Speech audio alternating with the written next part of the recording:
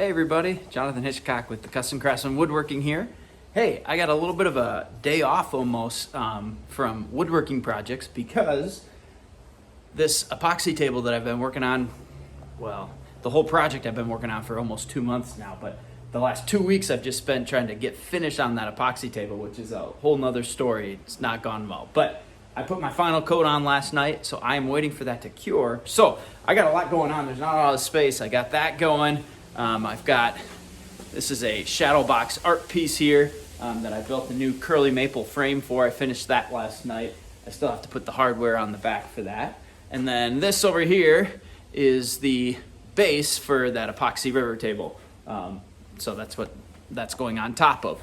And then my daughter's bike, of course, is in front of it. It's a shared space here in the garage. So that's one of the challenges of woodworking in a garage that isn't a specific shop. But because I have a little bit of a break, I have something that's been on my list to do that I haven't done in a while. And I want to try something that I've not seen people show online before. I want to try and replace the splinter guard on my track saw tracks here. And I have 110 inches of Wen track here. So I have two of these. Each of these is 55 inches long. And the splinter guard, I'll show you what I got going here. So if you're not familiar with track saws, the splinter guard is this little rubber part right here that flip it over here. Here you can see it. This is the whole thing. It's got some self-adhesive on the back of it, and it sticks to your track, and then it overhangs when you buy it. It overhangs a little bit, and when your track saw runs on the track, it then trims it flush with your blade. In theory, that's what's supposed to happen. So I have watched countless videos on YouTube of people doing this and ways to kind of get it accurate, because I'll show you in a second here, but with your track saw, at the very back of the track and the very front of the track, there's two kind of cam locks that tighten your saw to the track. And one of them needs to be off the track in order for the blade to touch the very tip of the splinter guard, if that kind of makes sense. I'll show you here in a second. But that creates inaccuracy at the very end and the very beginning of your track. And so I've seen different methods that people use of hooking them up and then flipping them and things like that. And I've tried all of that. And let me show you, this is one thing that I've not seen anybody on YouTube or online talk about. After trimming, maybe I'm being a little bit too picky, but let me show you kind of the tolerance that I'm getting. Okay, so hopefully you'll be able to see this okay. I have my track kind of clamped up here, and I have a known straight edge. So I have checked this, I know it's straight. This is kind of what I use as my reference. So hopefully the camera picks this up, but I don't know if you can see as I go along on that splinter guard. It kind of depends on how I tilt that straight edge. But do you see the light coming through from the other side there? And sometimes it doesn't, and then sometimes it does. And I actually can look at the splinter guard and see in certain spots myself, just by eyeball, that it's not perfectly straight. It's got some waviness to it. So if you look here, it's a little bit higher than, and this is actually, I mean, you can come down here and see it comes lower. I don't know if you can see that on camera very well. It's a little bit higher right here, and then it drops off down here. So that's kind of that exit point where people have trouble. So I've not actually seen anybody who's shown like the best way to cut the splinter guard, then show how accurate it is. And so maybe I'm being a little bit too picky. It is just rubber or some sort of PVC or something, some sort of rubberized material. And so maybe I'm being a little bit too picky, and it's not intended to be, you know, a glue line rip edge. But it bothers me a little bit. And so I'm gonna try and fix that today with a couple of fixes. So let me show you what I'm gonna do first, and it starts actually with my track saw. So I gotta try and set up here. Right now I'm using my table saw as my workbench, which I don't love, but all my work surfaces right now are being taken up. So this is my track saw. There's a lot of different options out there, from budget to probably top of the line is the Festool. This one I reviewed quite a bit before purchasing. This is the Makita, what is it? It says right here, SP6000J. So it is the corded Makita version of the track saw. I prefer corded because everything I do is in the shop. I'm already hooking up, stepping on a cord here, speaking of cords, I already hooked up dust collection as I'm doing cuts anyways, and so the cord doesn't add too much extra, and then I just don't have the concern of batteries and replacement, and it's also cheaper. So I got this saw brand new for $275, I think, which was a great deal. I just got it this past spring. So if you're looking for tool deals, eBay is oftentimes what I'll go to get brand new tools that are kind of being sold. There's a little bit of a risk that goes with it, but this one worked out great. The only complaint I have, and this isn't a review of the track saw itself, the only complaint I have of this though, if you are looking for one, this is probably more of the mid-tier level, I would say. I think it gives professional, excellent results. I've never used a Festool, so I can't compare it necessarily, but I do think it's probably a better motor, a little bit higher quality than the Wen, the cheaper versions, but it's also probably not got, I know it doesn't have like the anti-kickback and some of the, I think the Festool has a riving knife and some of the other ones do. This does not have a riving knife. Does not have a riving knife that comes out with it, and so you have to be a little careful with that. So that's part of it. But my biggest complaint about this is the entire depth is in metric, which for many of the smarter people around the world, that's what you use to operate, and that works great for you, and I understand that.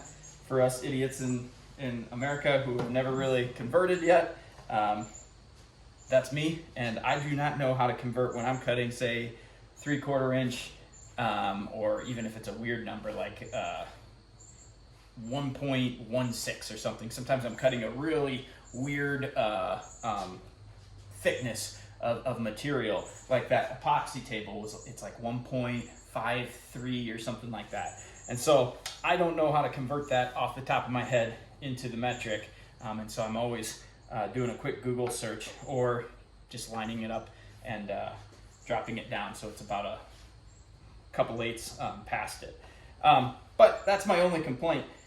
The thing that I saw though on, no pun intended, online that has me kind of excited to try something to see if it helps is to adjust this base plate. So when this rides, let me grab the track here. Okay, so now I got a piece of my track here. For those of you that aren't familiar, I think most people know how it works, but if you don't, I'll show you really quick. Basically the whole thing references, there's this slot cut out, and this is the slot on the track that it fits into. So you put your saw right in there, and then it's not plugged in right now, so don't worry. Then you can plunge down. I'm not going to do it because I'm on my cast iron here, but the whole thing now slides on these guide rails, and so you can, in theory, make a perfectly straight cut without having to clamp down, guides and fences and things like that. It's got these adjustment knobs here, so if I turn these, it actually will tighten. These are kind of those cam locks I was talking about. So if I turn those, it becomes a lot stiffer to the point where now I can't even really move it. So you always want to kind of snug them up and then just back them off. What I do is back them off about 1/4 of a turn. If it's a little snug, I'll do it a little bit more. There, now it slides and glides perfectly, but there's absolutely zero play in the saw itself. Whereas if I loosen them a little bit more, now you got play in there. So that's the whole purpose of these. So these keep it accurate because obviously you want it to, one, slide nicely, but still a little play there. Obviously you don't want it to have play in it and to the point where it kind of messes with your accuracy. So that's a little too tight. Come off just a bit now. Still a little too tight.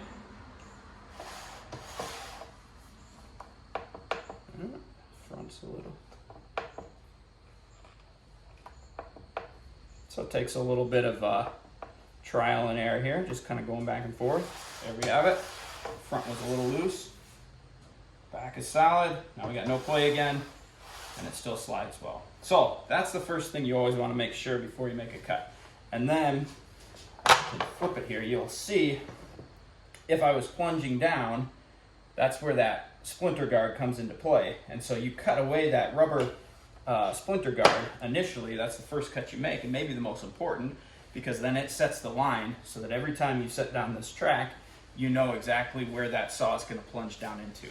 So I recently replaced the stock blade that came with this Makita saw, and I put on a CMT. I love CMT blades and bits. That's what I run pretty much exclusively on my table saw. I do have one,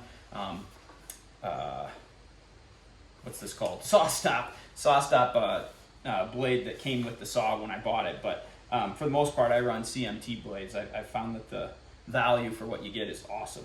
But this is a CMT.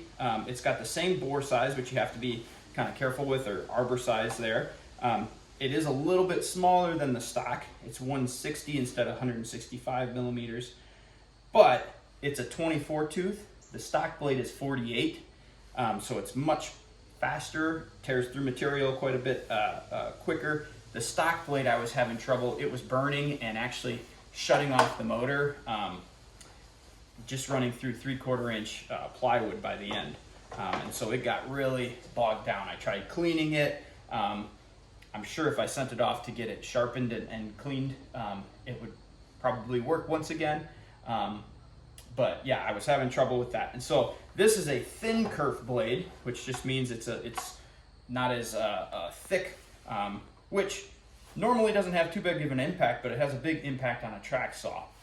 So that's why I'm going to try and actually adjust this base, because when I'm plunging down in here, one of the things you might have noticed is the splinter guard actually, I might have a 1/16 of an inch at the most before of splinter guard that kind of hangs out. It's really tough to see. And actually where it came in up here, I am dangerously close. Like if I go right on top of it, I can barely even see any splinter guard. So I am really close to actually cutting into the aluminum of this track, which I don't want to do. So I saw this online actually, and I'm going to attempt it. We're going to try and actually, the base of this, if you have this same kind of track saw, this Makita, I think it's the same thing on the battery versions from what I've seen. The base is just held together with these 1, 2, 3, 4 screws. And it's not super convenient to try and adjust these, because you want to make sure that the base is, I don't know if it's towed in or towed out. You want the back of the blade to be just a hair kicked out, so that the front of your cut that you make is actually where your line is, and then the back of the cut doesn't come behind and mess up your line. It's towed out just a hair, and that's from the factory. That's in the manual for Makita, that they have that towed out. So it's not out of line accidentally. It's not supposed to actually be perfectly parallel. They give it just a hair of a kick. And so I'm going to try and show you what that looks like. I saw somebody else. I'll admit this is not my own idea. I stole some other people's ideas and put them all together from YouTube. So I'm going to show you what one guy, I should give him credit. I don't know who it was. It was somebody I was flipping through. But one guy showed how he was able to adjust this base plate and then be able to tell if his blade was lined up. So let me show you how we do that. Okay guys, so here's my setup here. I hope this comes through, because I got a bunch of this leftover black melamine from building a mold for that epoxy table. So that's what I'd like to use just to kind of show you this. So I have a piece of it under here. You can see it overhanging just a bit. I don't want too much here. And so I'm gonna make a cut. I'm gonna plunge down in the middle here and then go forward. And then after I do that, I'm gonna come back here, plunge down again, and then I'm gonna go just until the front of my blade meets up with where the rear of that initial plunge cut was made. Hopefully that makes sense. Hopefully it will as I show you here. So let me get you set up so that you can see here. These are A-quality camera skills. So you can be impressed with that.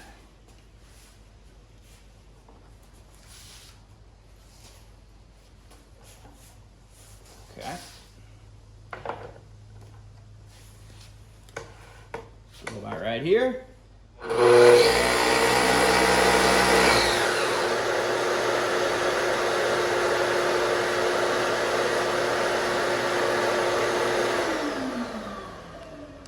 if you picked that up in the video there, but major issue, and this is, again, my complaint to this blade. The blade works great, but it's so torquey that it actually seems to create extra vibration. So I don't know if you saw there, but the whole track, all of a sudden, as soon as I turned that on, moved and started shifting. So that is obviously not what we want for accuracy, but I don't have a good setup right now. I'll be right back. I got to adjust. Okay, sorry guys, bit of a reset here. Got it clamped now down, so now the track can't move at all. This is kind of annoying. It's difficult without my main workbench. I got the match fit system set up on my main workbench, which makes clamping and all that stuff so easy, and this is a little trickier to kind of navigate, but we're working our way around it. So let's start back with that cut.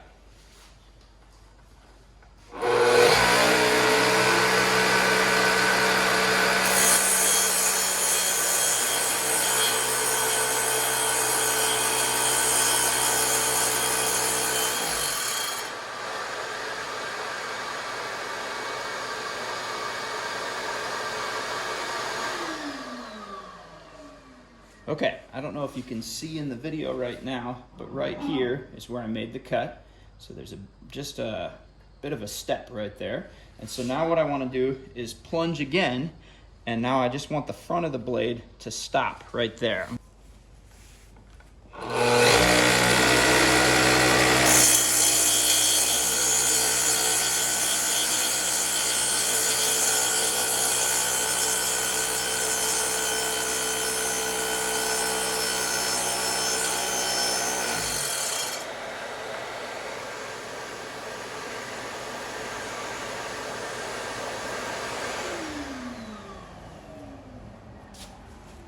Okay, so that is currently perfectly flush, except for this little spot right here where I didn't cut all the way through.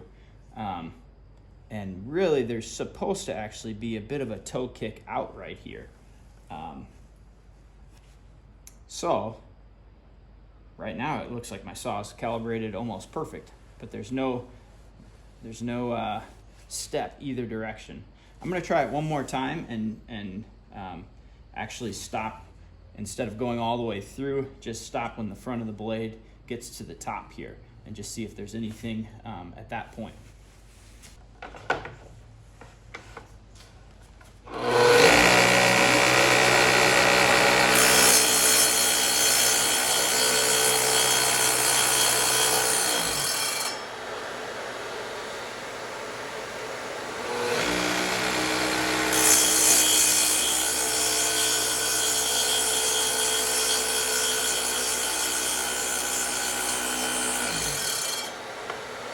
And do you see where I stopped the blade right here? There's a bit of a step right there. I hope you can see that. It's a hair, which I believe is the factory protocol. So that means the back of the blade is just ever so slightly out of alignment with the front of the blade. Sorry, it's not focusing very well here. But you just want it barely, just a hair there. You can maybe hear it even. Just a little bit. This is where I just didn't finish the cut all the way through. And now if I made that cut all the way through and finished all the way going through, then the front and the back of the blade end up, the front of the blade goes all the way through and it lines it all up. So then I should have a pretty dead smooth surface. So let's try that really quick.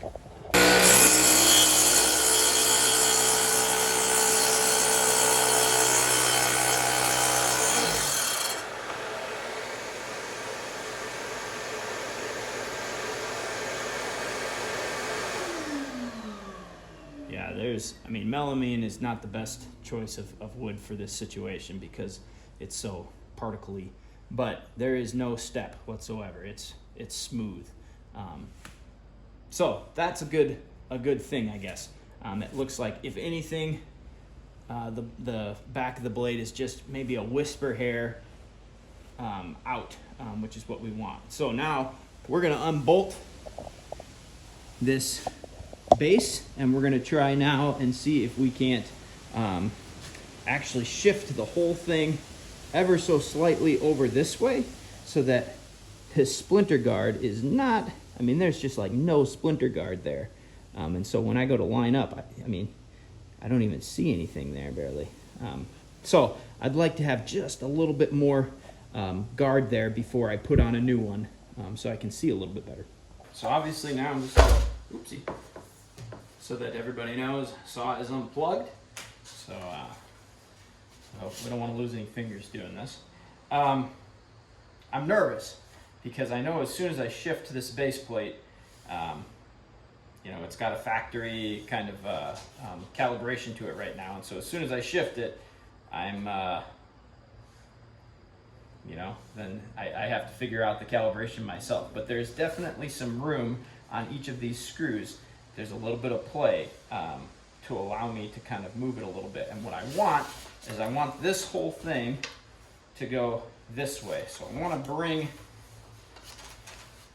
although I'm not seeing a ton of play, yeah, I want the base to actually come a little bit more this way if possible, even if it's just a 32nd of an inch. Because I've got that thin kerf blade on there, it just is too close to that splinter guard. So I'm going to back it off just a bit, and then we're going to have to make a bunch of test cuts and keep kind of playing with it until we can get it hopefully dialed back into as accurate as it is right now. Here goes nothing. Not super tight, and I'm not going to unscrew them all the way. I just want to unscrew them enough that I can shift things a little bit. I'm just going to back them off. They're just Phillips head screws.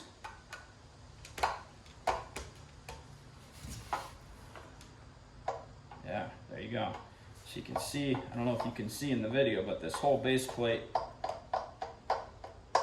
has a good, almost, I don't know, 1/16 to an 1/8 of an inch kind of play to it. And so I would like it to be, I don't know if I want it to be all the way to the other side, but I'd like just a little bit more room. You can see where it was. Yeah, see, it's all, okay, that makes sense. So I'm gonna go, am I gonna go all the way? Yeah, I'm gonna go all the way. I think it might be a 1/16 of an inch.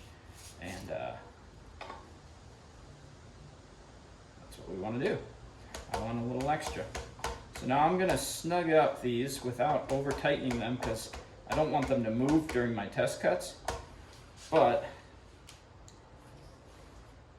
I want it to hold, obviously, and then be able to kind of adjust it. So now the back end, I got to make sure I do this right. We want the back end actually to be pushed a little bit further out to this direction. So actually I want the back to be all the way to the right, my right. I'll snug that down. Not too tight, but, and then I'm gonna come to this side, and I think what I'm gonna do, with those really friction pretty tight, I'm gonna try and just see, do I have any kind of play? I can just move it up too much. Let's just try that. See what that does. So one thing that I forgot to check before all this that I should have calibrated beforehand was I should have double checked to make sure that my blade is perfectly perpendicular to the base. And so I just did do that. I had to do a little bit of fussing around. I don't like to trust the indicators on the saw. I found those to be just ever so slightly off. When I say the indicators, I'm talking about where it tells you here. So it's just a hair actually just on the bottom. The line itself is probably a 32nd of an inch, so you could go on the top or the bottom of it, and that makes a little bit of a difference. So I've got it now perfectly 90 according to my PEC double square here. So now we'll make some cuts.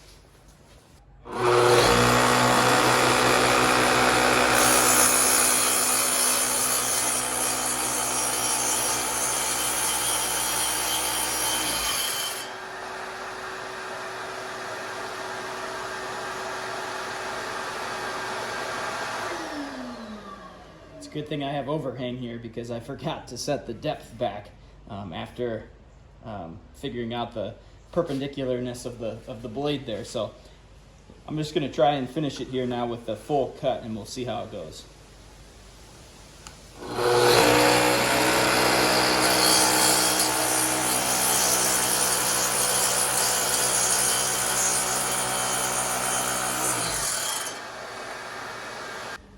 Okay guys, that, I don't know if you can see, left a little bit of a step there, which is what I want. That probably is a little bit heavier than the initial one. It's not by much. And again, that will disappear as I would finish the cut off, as the front of the blade makes its way all the way through. The reason that step is there is because that's where the back of the blade plunged in and the front of the blade hasn't quite cleared all the way through. So as soon as I push the blade all the way through, this should become perfectly smooth. So let's see if that's true.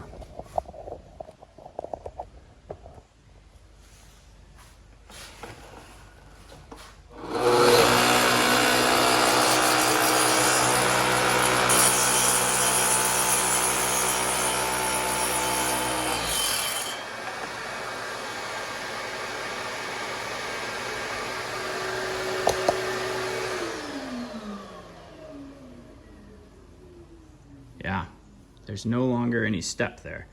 So that just erased it. So that means that front of that blade is just a bit further in than the back. I wonder if it's just a bit too much. I might just back it off a little bit. So I might play around with it a little bit here and then come back with you when I think I got it as perfect as I can get it. I'm actually really pleasantly surprised. I thought this was going to be a really finicky kind of job of going back and forth and little minor adjustments, and get kind of frustrating where you almost go 2 steps forward, 1 step back. But actually, I've adjusted it twice now, and I think I got it perfect. And so let me show you where I'm at right now. So I'm just going to plunge down.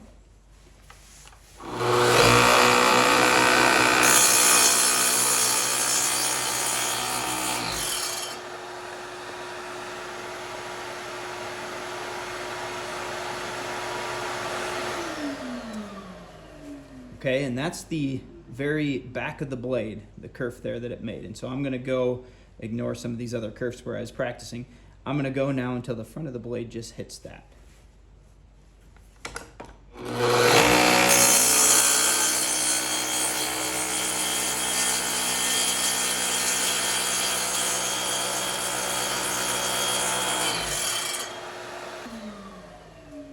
Okay, now I don't know if you can see from there or not, but right here is ever so slightly just a whisper of a step, which tells me that the back of my blade is just ever so slightly pushed out, which is what I want.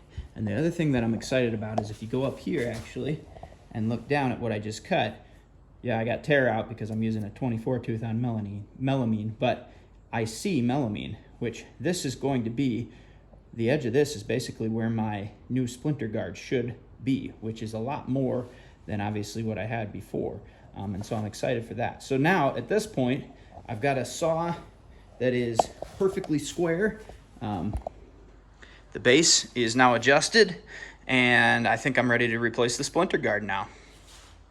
So here I have my 2 pieces of track that I'm going to replace. I'm going to do them both at the same time. Here is my replacement splinter guard, and again, the whole point of this is just to see, can I get it basically so that the light doesn't come through on my straight edge there, or at least better. To be completely upfront with you, I don't know if it's going to work or not, so we're going to see. I don't know if those adjustments on my saw will help. The 24 tooth blade is probably not the best for cutting this rubberized splinter guard, but I did invest in a little bit higher quality splinter guard. I did try and go cheap on Amazon here, because I thought, what's the difference between a splinter guard? But there's a couple things that are different. This actually cut fine, and I don't have too many issues. It is coming off a little bit, so probably adhesive is one of the main issues. But I can't blame the splinter guard for the adhesive issue, because I have actually pulled off this splinter guard 2 different times now and actually moved it out as I was trying to fix my issue before. So that's a little, another YouTube trick that I picked up, is after putting on a fresh splinter guard, it goes flush up against all this rail right here. But if you need to replace it, rather than just buying a new one instantly, you can sometimes just pull it up, and if the adhesive's not bad, you can just shift it like, you know, a 1/16 of an inch out, and then put it back down, and then recut it, and you've got, in theory, a brand new splinter guard. So some of the adhesive issues, I'm sure, are because I pulled it off and did that multiple times the other night to try and get it better. So this one's actually super thin. There's probably not a lot of adhesive actually touching the aluminum here. But let me show you. I don't know if the video will pick this up. Make sure here. This right here is actually, I don't know if you can see how crooked that is, but that was the first cut I made, and I was like, whoa, that's not gonna work for, you know, accuracy if I'm ripping down plywood and stuff. I want something to be somewhat accurate, and if I can see that it's off with my eyes, it's off, too off for woodworking, in my opinion. I'm not building rocket ships, I understand that, but I don't want something that's, you know, 1/8 of an inch out of alignment as I'm cutting. So we're gonna pull this off. I know from experience, having done this just the other day. Oh, I forgot. The other reason that I got replacements. So this I actually got for free because I bought this splinter guard off Amazon, and I went cheap, and you gotta be careful. I was noticing, because I was assembling it over on my table saw, I thought, boy, I thought it was maybe the connectors. There was magnetism that was happening on my cast iron top. And I went actually later on to maybe order some more, because I thought this is too thin, I need to do it again. I didn't like the results I was getting. And there was a comment from somebody who left a 1-star review who said, this isn't splinter guard, it's just magnetic tape. And I realized he's exactly right. Now, it might still be, I don't know what qualifies as splinter guard, but it is absolutely just magnetic tape in the sense that it sticks really well to the cast iron. So that's also not what I want. And so I messaged Amazon, and they were, I guess, generous enough, judging by the fact that I didn't get what I thought it was, but they gave me, they refunded me my money for this, and then I was able to purchase some higher quality splinter guard for free. And so I'm going to take this old one. Yeah, this is barely even on there. And I know from experience of the other day that the absolute worst part of this, I thought, oh, this will take like 10 minutes. The absolute worst part of this is getting this adhesive off. It takes a lot longer than what you initially think it will. And I wish I had a heat gun. I don't have a heat gun. I saw a couple people online using heat guns. But I don't have one of those. I could use a hairdryer, but I don't think my wife would enjoy if I brought her hairdryer out into the shop here. So what I end up using is I just soften it with mineral spirits, and then I have a plastic kind of scraper, and I run that to kind of get most of it off. So I'll do that. I'll probably speed up this portion of the video so you don't have to watch me just scraping off adhesive.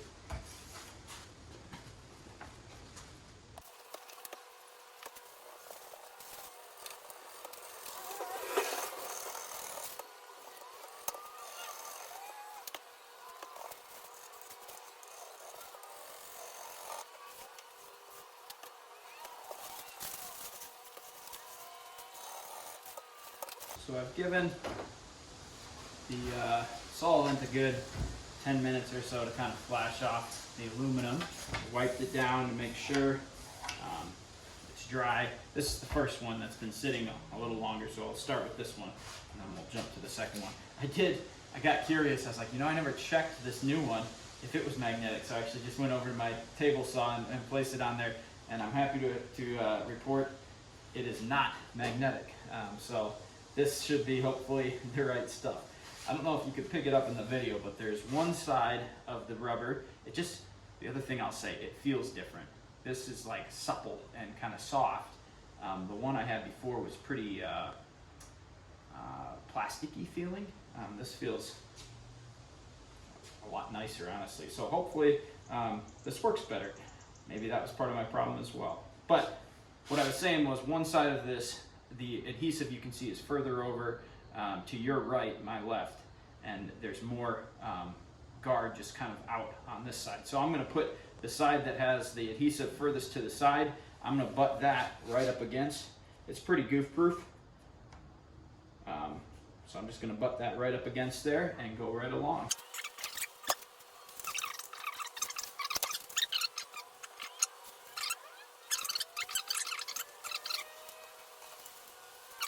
Okay guys, we got both splinter guards placed on. All right, I'm gonna get these hooked up and then we'll try and make a cut.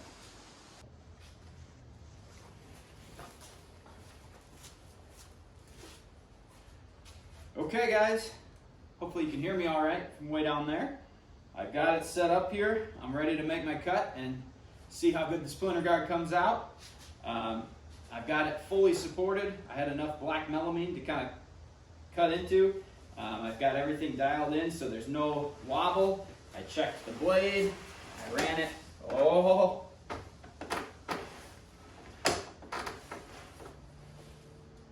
So, full disclosure, it's about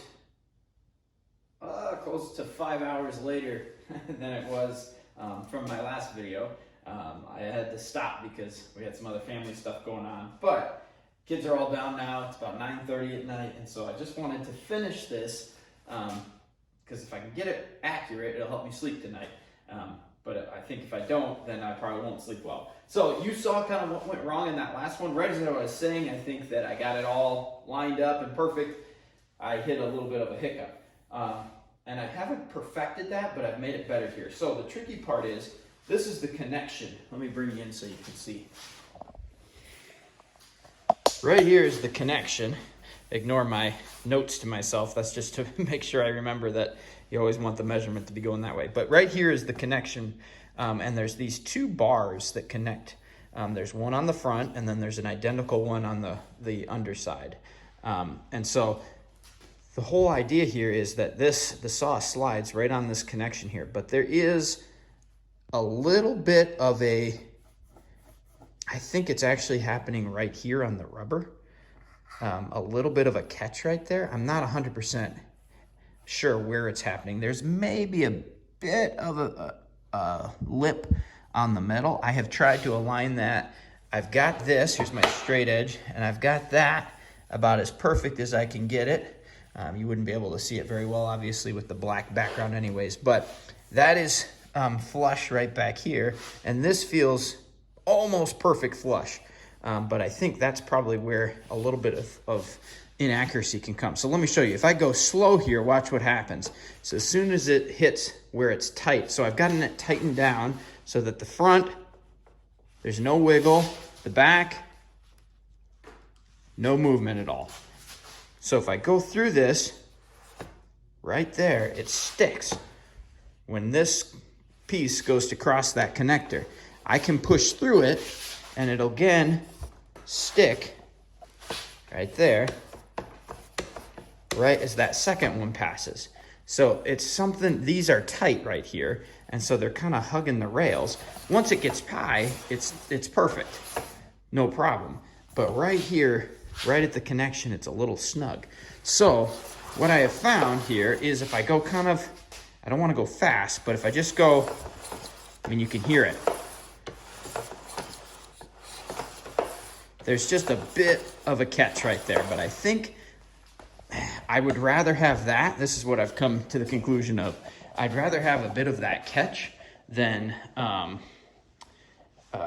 sorry, setting up camera. I'd rather have a bit of that catch than adjust the, like the tightness of the saw overall, because I don't want it swiveling. I want it to be solid on here. So I think I'd rather have it just barely kind of catch right there and hope that that doesn't throw off the cut too much. So here we go. Now we're officially ready to start. We're plugged in. I've slowed the speed down since we're dealing with a high or a low tooth count blade. We're gonna go super slow on this. You know what? Got some of that adhesive.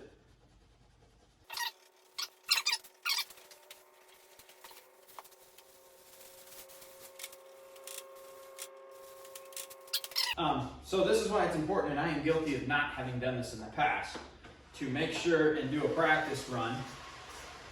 A little bit of just a little hitch right there, but it's not bad. It doesn't stop. So I think that's what I'm going to go with. Seems to be getting better as I go. Yeah, let's do it. Let's make a cut.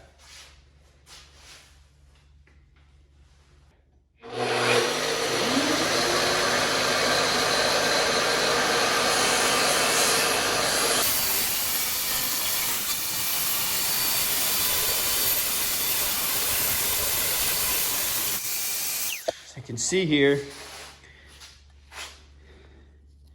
where I stopped. So the splinter guard there did not get trimmed. One of the nice parts, it's hard to see, it's not gonna focus as I zoom in. It'll be easier when I get it off this black background, but there's a lot more splinter guard hanging out, which is encouraging to me. You can see it a little bit better here with the concrete in the background. There's a good chunk of splinter guard hanging out there, but this is where I probably could get a little bit further down if I did a full plunge, like a full depth. But I'm not sure that's worth it because, again, this is never going to be lined up as a reference edge, so it's probably not incredibly important. I'll just cut this off. So let's check now. I'm going to be completely upfront. This might have failed completely and it might work, but let's check now. Let me get this unclamped and get the guides or the tracks unconnected. Disconnected, that's the word. Sorry, it's past my bedtime here. Get the tracks disconnected, and I want to hold up that same,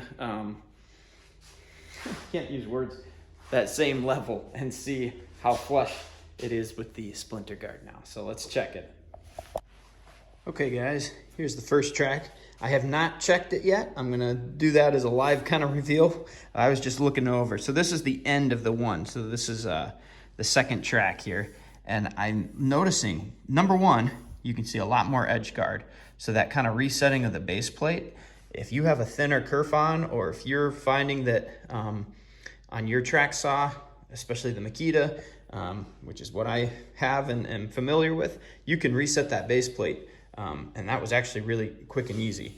But there are a few little spots, if you hit the light right, do you see, again, that's probably just the 24 tooth blade. I was trying to avoid buying, CMT sells the same kind of blade in a 40 and a 58 tooth. There's one more right there, if you can see it. Right there, approximately, just barely. So I'm not too worried about that. I just want this edge to be a really accurate reference edge for me. And so that's what we're gonna find out here. Let's hold up the straight edge to it and just see together if this worked or if it was just kind of a waste of time. Let's see. Hey, guys, it worked. Oh man, I can see, I don't know if you can, I don't even think the video is picking it up. There is a little bit of baby light in a few spots. Maybe you can see it. That is so much more clean.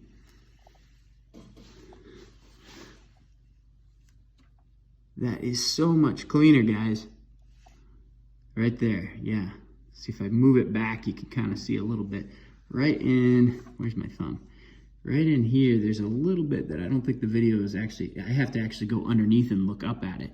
That is, so much better. Oh, that's got me feeling good. Let's check the other one.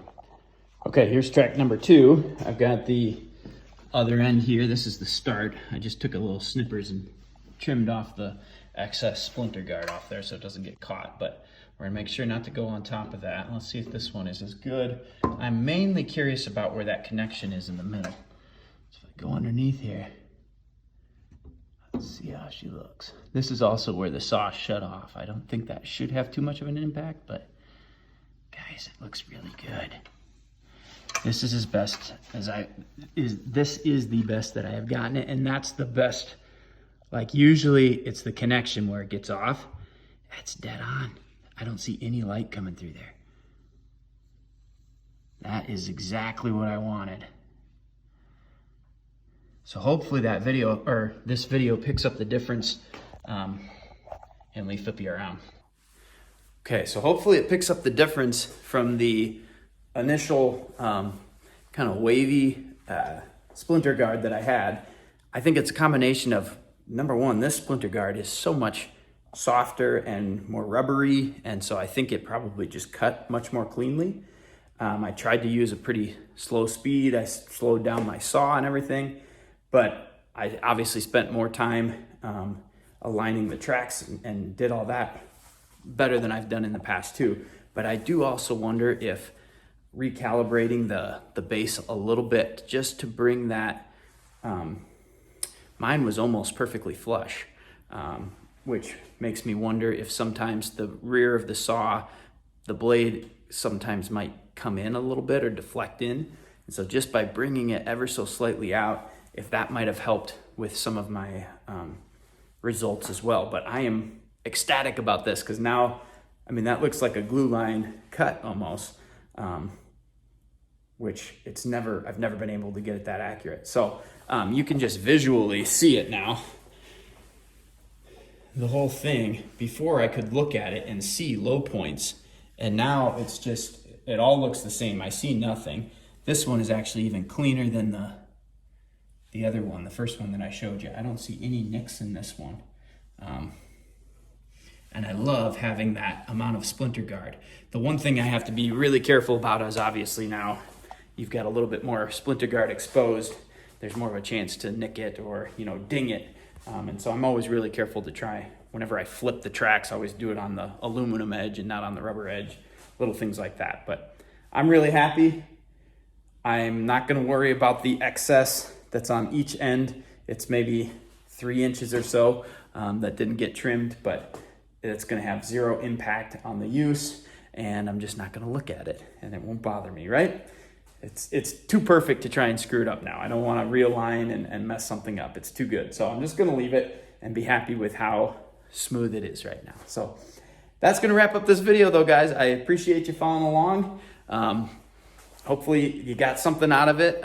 If you're having issues with, like me, with your splinter guard and you found things that you've seen online about aligning tracks and doing all that and you're still having rough results, my advice would be, one, make sure that you've got a little bit of a higher quality splinter guard. That seems to make a difference. And two, I would go ahead and reset your base plate on your saw if you can, or at least check it. That method of kind of plunging down and then running up to that the front of the blade to the rear of the plunge cut is really effective at making sure that the blade is calibrated right. So hopefully that helps you guys, and I appreciate you following along, and we'll see you in the next video.